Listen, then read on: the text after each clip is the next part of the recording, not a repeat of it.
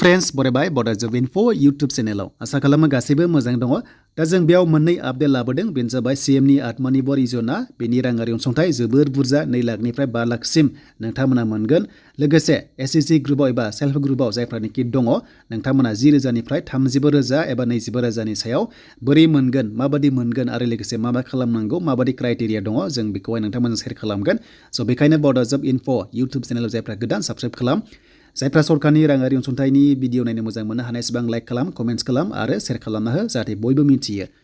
दा जोङो फार्स्टआव रायज्लायगोन बेनो जाबाय सीएम नि आत्मनिर्भर योजना दा बेनि अनलाइन फर्म साबमिटआ जोब्बाय ओके सो बे जोब्बाय एन्ड बेनिफ्राय आसामाव नोंथांमोना मोनदों जे 2 लाख लाइमोनफोरनो बेखौहाय होनाय जागोन सो खामानि मावनो जानो थाखाय बिथांमोननोहाय सहाय होगोन गभर्नमेन्टआ आरो बेनि गेजेराव नोंथांमोना जेसेबांनो रां मोना मानो 50% खौहाय 50% खौ फ्रियाव मोनगोन आरो 50% खौहाय नोंथांमोना सरकारनो सुद गैयालासे हरफिननांगोन बे रोखा बेनिफ्राय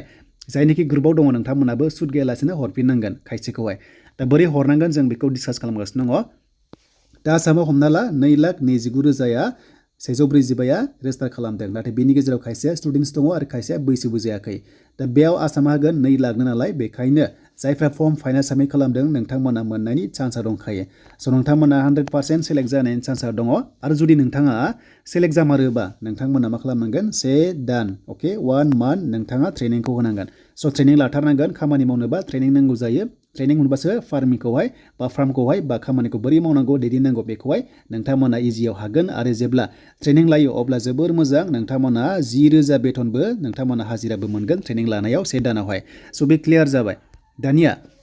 नोंथाङा ट्रेनिंखौ लाबाय ओके 1 मान्थ नोंथांमोना ट्रेनिंखौ लाबाय बे थांबाय देन बेनिफ्राय जेब्ला फार्मखौ एबा नोंथांमोना खामानि मावनायखौ स्टार्ट खालामगोन अब्ला नोंथांमोननि एकाउन्टआवहाय 1 लाख सोगोन 1 लाख सोगोन आरो 1 लाखजों नोंथाङा खामानि मावनांगोन होमबासो नेक्स्ट इयाराव नोंथांमोना 2025 बेनिफ्राय 26आव नोंथांमोना फिन खनसेबाव नोंथांमोना 1 लाखखौ मोनगोन दा नोंथांमोना 2 लाख मोनबायना स' 2 लाख मोनबाय अब्ला 2 लाखआव नोंथांमोनाहाय नैबे 1 लाखखौ सरकारनो हरफिननांगोन बेखौ माला हरनांगन जेब्ला 2026 जायो बेनि उनावहाय 5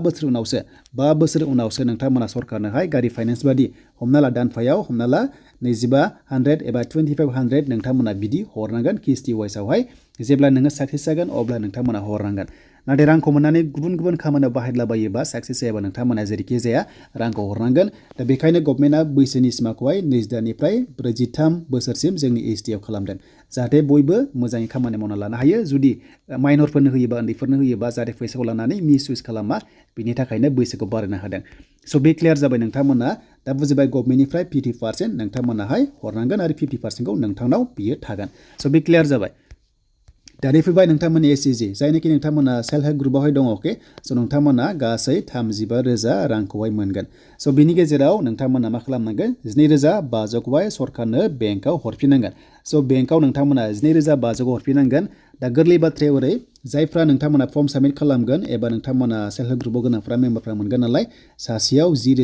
10,000 नोंथांमोना मोनगोन आरो बे 10,000 जों नोङो माने मोनसे खामानि मावनांगोन ओके बे खामानिया जुदि गासैबो अके जायोबा मा सार्भे खालामफैगोन नोंथांनाव सार्भे खालामना जुदि गासैबो अके जायोबा भेरिफाइड जायोबा नोंथांनो किस्तिखौहाय नेक्स्ट इयाराव सेकेन्ड किस्तियाव 25,000 खौहाय नोंनि एकाउन्टआव बा नोंथांनो गथायगोन आरो बे 25,000 जों नोंथांमोना खामानि मावबावनांगोन आरो बेनि गेजेराव खामानिया जागायलांबाय थासिगोन बेनिफ्राय 25 निफ्राय नोंथांमोना मा 12,500 खौहाय नोंथांमोना बेंकनो ओके बेंकनो नोंथांमोना हरफिननांगोन स' बेंकनिखौ नोंथांमोना मोना 12,500 खौहाय नोंथांमोना मोननाय नङा नाथाय नोंथांमोना हरफिननांगोन नाथाय 12,500 खौ आरोबाव मोनगोन दा बेनो नोंथांमोना मिथिबाय फार्स्टआव 10,000 मोनबाय बे 10,000 खामानि मावदो सेकेन्डआव नोंथांमोना 25,000 मोनसिगोन आरो बे 25,000आव 12,500 खौहाय नोंथांमोना सरकारनो हरफिननांगोन स' बेनिफ्राय दानिया फर्म साबमिट खालामनायाव माखासे क्राइटेरिया लाखिदों अके बे फर्म हमना ला नोंथांमोना एसआरएलएम थ्रुयै बा नोंथांमोना गोबां मोनगासिनो दङ आरो मोनबाय थासिगोन गाबोननिफ्राय मोनगोन हमना ला अब्ला स' नोंथांमोना अमृत ब्रिक्सा आन्दलनाव मोनसे फट' खेबनाय जिअ'टेक खालामनाय मोनसे नोंथांमोना प्रुफ होनांगौ बेखौहाय सरकारा बिदोंमोन दा बे खायसेनाव दंखायो बाट साफा सानैनाव थाया जानो हागौ अब्लाबो बारा टेनसन दाला नोंथांमोनाहाय माखासे टेकनिकेल इसुनि थाखाय खायसे आपल'ड खालामनो हायाखै जानांगौ देन बेनिफ्राय जोंनि एसटिफ्रा जुदि 2नि गथ' बारा दङबा बेयाव नट इलिजिबल एबा मोननाय नङा आरो गुबुन जेनेरेला हमना ला 2नि बारा दङबा बेवहाय मोननाय नङा बेबादि क्राइटेरिया लाखिदों फर्मावहाय स' बेनोमोन नोंथांमोननि माखासे डिटेल्स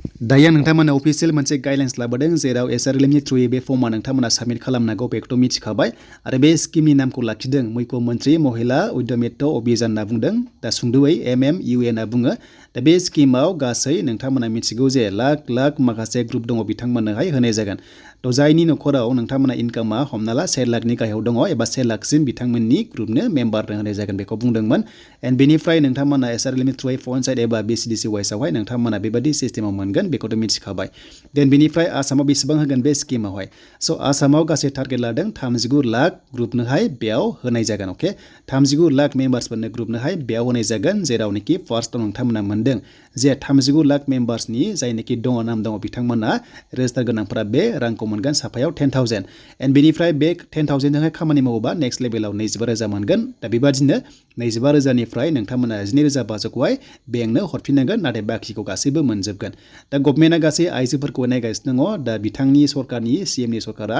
आइजोफोरखौ बांसिन प्रायरिटि होदों जेराव रेशन कार्डआनो जा नोंथांमोननि अरुण'दयानो जा बा नोंथांमोननि गुबुन स्किमानो जा बेयाव नायगासिनो दङ स' बेनोमोन नोंथांमोननि माखासे डिटेल्स भिडिअ आसा खालामो मोजां मोनदोंबा लाइक कमेन्ट शेयार आरो जायफ्रा चेनेलखौ दा साबस्क्राइब खालामनानै लानो हागोन